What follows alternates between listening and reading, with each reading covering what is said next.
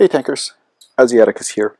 Today we are taking a look at the Soviet Tier 8 heavy tank, the premium IS-6. IS-6 is my primary credit grinder. It's the tank that I used mostly to get credits. I've played a lot of games in this tank. I'm very familiar with it, and I thought it would be a good idea to take a look at it for those of you who are interested in Tier 8 credit grinding tank. One of the nice things about Blitz is that it is not a play-to-win game. In other words, buying a premium tank, spending that much money doesn't give you advantages over another player who has just worked their way up to Tier 8 and is playing standard tanks. But it does give you advantages in that a premium tank starts with 100% crew, and it has the advantage that it generates extra credit income when you play it, and XP, which you can then use gold to transfer over to other tanks. So let's take a look at this tank. You'll notice first of all that its armor is very angled. It's not a rectangular angled tank like the German tanks. At any given angle, no matter where you turn it, you're presenting a flatter surface and a less flat surface. You've got these side plates that flatten out as you turn the tank. So this tank, one of the things to do with it is to be constantly moving. If you're constantly moving and making it so it is hard for the enemy to target specific spots on your armor, it's a very strong tank. If you sit there and let them aim at, for example, that driver's hatch right in the center there, then it's a lot easier for them to penetrate. But if you're constantly giving them shifting angles, that's one of the really nice things to do with this tank. Like most tanks in Blitz, it has a weak lower plate, but as you can see, it's a pretty small lower plate, so it's kind of hard to target. If you look at the armor profile, it's got a decent number of hit points. It's got 100 millimeters of armor on the front and sides. The turret has 150 millimeters on the front and sides.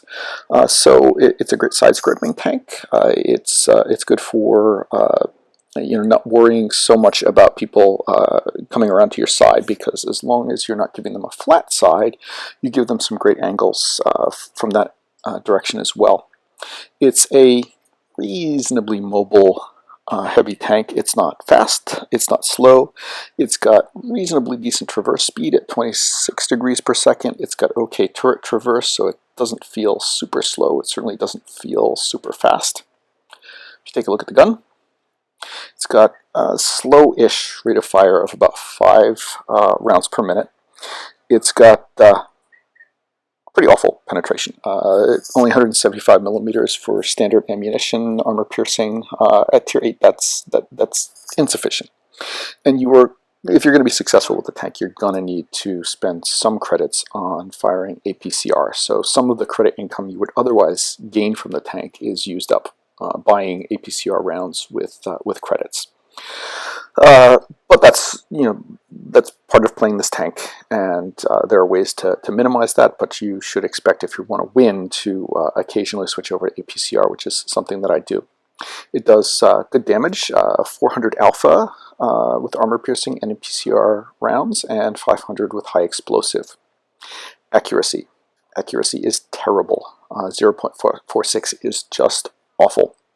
There will be many times with this tank where you will fire a shot and you will be thinking to yourself, how could I possibly have missed that shot? And it just misses. It's also got slow aim time, so but even if you take the 3.4 seconds to aim in, the dispersion is going to make it so that you're going to miss shots, and you're also going to find it hard to target weak points on the enemy armor. So even if you are zoomed in sniper mode looking at a specific spot on the enemy tank, you aim in all the way. Often you hit the tank, but you hit the more heavily armored parts of the tank, and that's just the nature of the beast with this tank. You're going to get a lot of random gun effects, and that makes this tank a brawler. It wants to be in close. It wants to fight at close to mid-range, and you're going to be most successful if you are in the front line with this tank. Closing in with enemy tanks, you're not going to snipe across the map with this thing very successfully. And that's kind of the IS-6. It is not a complex tank to play, but if you know its advantages, you can certainly play it better, and you can be very successful with it. So let's take a look at some gameplay. Here we are on Black Goldville. I'm platooning with my Triari clanmate, for whom the shell pulls. He is also an IS-6. One of the things to keep in mind with an IS-6 is that it has premium matchmaking, which means it doesn't see tier 10. You want to make sure that you do not platoon in a tank with premium matchmaking unless the other tank has the same matchmaking. Otherwise, you lose that advantage. We are moving up to caves and trying to support each other. He's moving over to the left, and I'm trying to get a shot on this Centurion. Get a shot in on his hull. He does not use his excellent gun depression very well in that case. Now we have a Lova premium tank up here. I've got his tracks, and I don't think I damaged him. I think I just hit his tracks, but maybe that slows him down enough for Shell to get a hit on him. See, I'm aiming in at a weak spot on his turret, and it doesn't hit that weak spot because the IS-6 has a very inaccurate gun. Don't get that shot. Move over here to the right, and you see I'm trying to angle. I'm thinking that maybe side scraping would have been a good idea here, but I did not do so. But I am wiggling the tank, trying to angle. I'm giving him a little bit too much flat surface to shoot at. And if he's got the top gun, he has excellent penetration, but not so great alpha. So if I can trade shots with him, it's not optimal, but it's not terrible. And you see that I did bounce a shot off of him. Put another shot into him. The Pershing and the Centurion are both in poor shape at the moment. Takes out one of my teammates.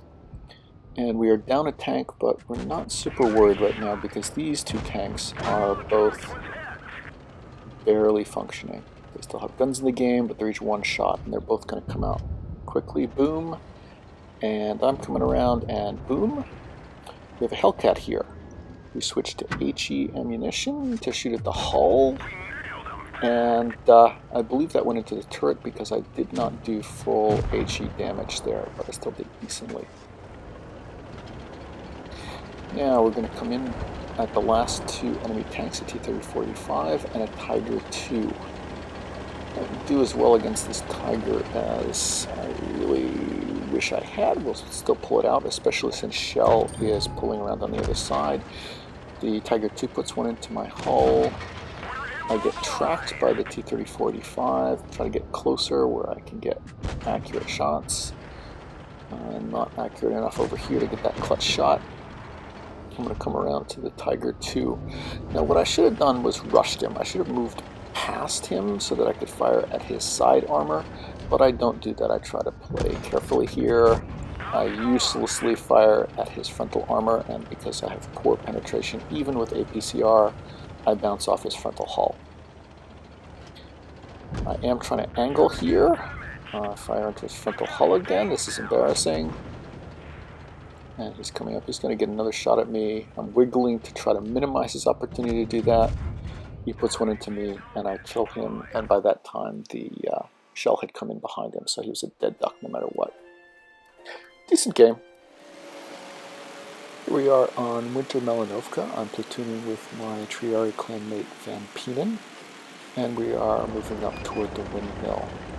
I'm about to make an incredibly noobish mistake.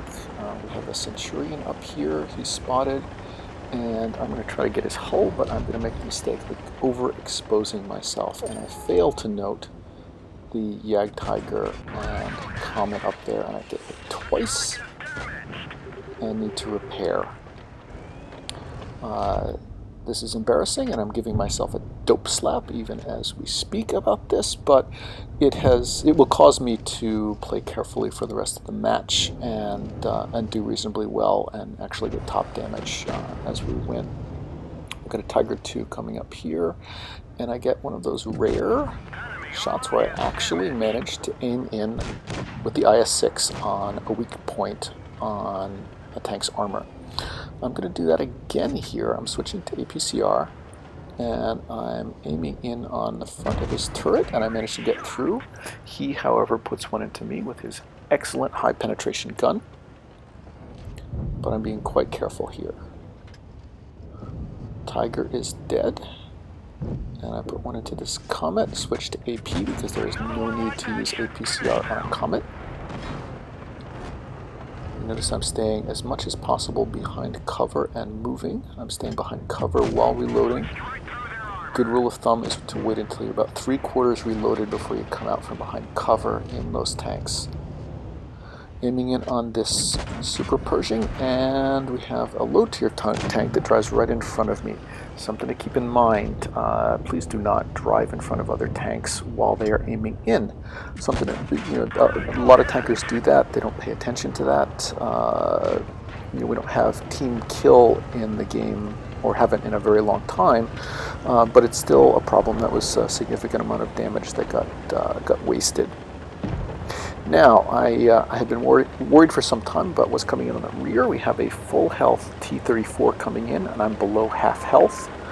I was trying to help this T-34, but he decides to duck out of this little fight. I'm not sure what the heck he was doing, and he manages to hit me with his high alpha gun.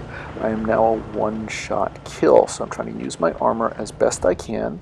I do put a shot into him, and I bounce a shot. Trying to be very careful. I'm very aware that he could be taking me out at any moment now, but I beat him on the reload, and he's dead.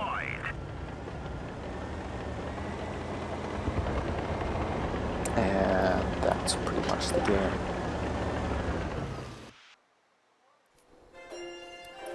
Pretty good results. Here's another one with For Whom the Shell Tolls, this one on Castilla. Then we encounter another IS-6. You'll notice that the IS-6 has enormous trouble penetrating other IS-6s. I hit him in the tracks. Don't damage him. That's not what I was trying to do.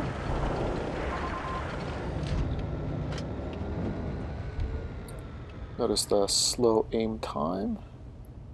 I'm aiming for the driver's hatch and managed to get that even at that long range. That was a lucky shot, even though I had fully aimed in.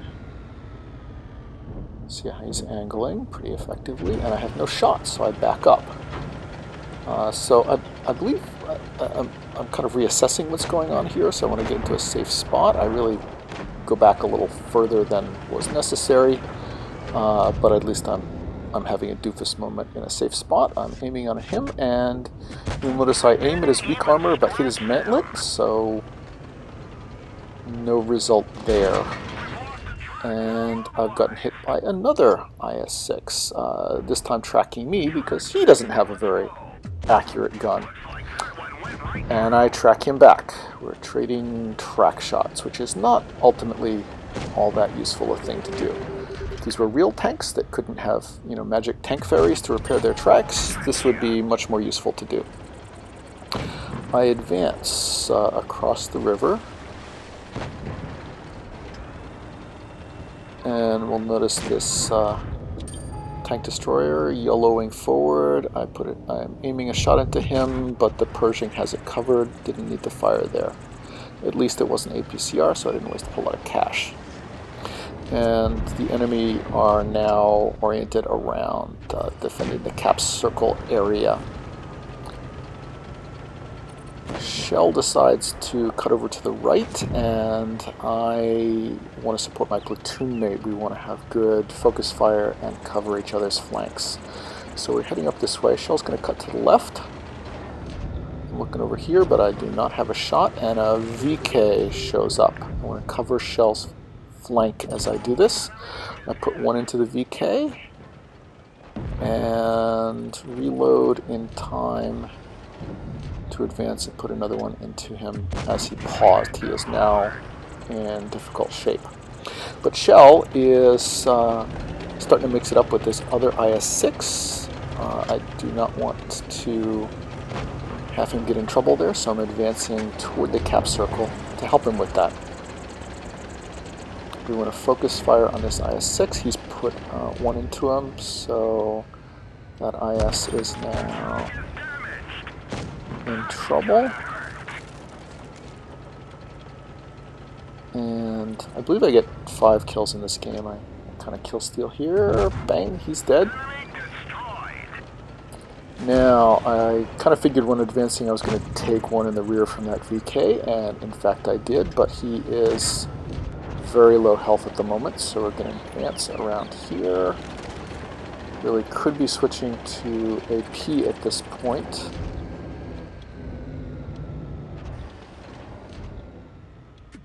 That was a waste of APCR, did not need that penetration. Sit back and cover to reload. And we have an KV up there, put one into him.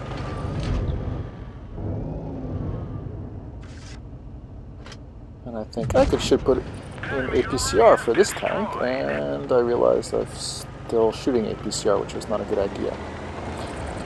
Don't need to do that up here, so switch back to AP and put one into KV2. So, nice game, good tank. Hope you liked the video.